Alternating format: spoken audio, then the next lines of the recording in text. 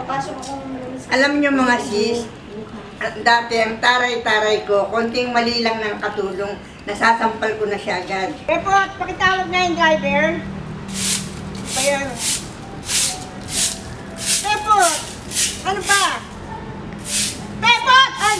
Kanina pa ito tinatawag eh. Sabi ko, tawagin mo yung driver. Madam, wala po yung driver. Halika nga dito.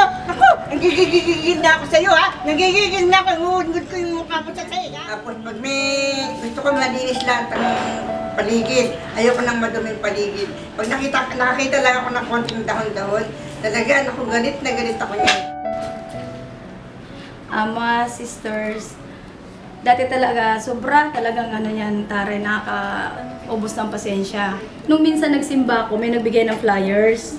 So yung flyers ang dala-dala ko hanggang pag-uwi. Pagdating ko dun sa bahay, hindi pa nga ako nakapagbihis, pagpasok pa lang sa pinto, inutusan na agad ako. So nilapag ko yung flyers dun sa altar. Pagdating ko, kala ko magagalit siya sa akin, bit-bit yung flyers. Kala ko isasampal niya sa akin, magaling ang kamay niya. Sabi niya sa akin, ano to? ISLSS po. Ngayon, pag uwi namin, parang na-realize niya na talagang mali pala yung mga pinag-ano niya sa akin. Yung maganang kamay, sinasaktan ako. Nag-sorry naman siya sa akin. Nandun na yung talagang niyakap niya ako dahil nagsisisi siguro siya. Ngayon, andito kami. Sobrang mahal namin ang isa't isa. May pag-ano din siya, umaandar minsan, pero napagpasensyahan ko pa din dahil nga nandito na si Lord sa buhay namin. Siya yung number 1. Napagpasensyahan, andito na yung pagmamahal sa amin dalawa, hindi lang sa dalawa. Sa kapwa, maano na rin siya, mapagmahal na rin. Thank you. Thank you.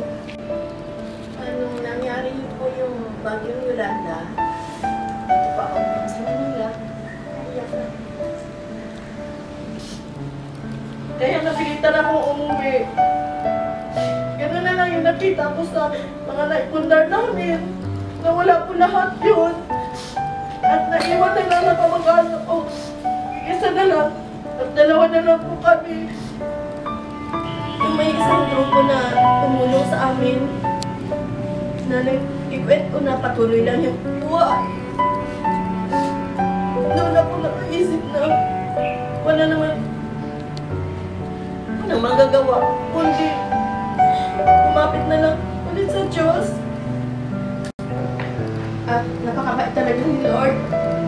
At magkakaroon ako ng magandang buhay at magkaroon ng magandang pag-asa.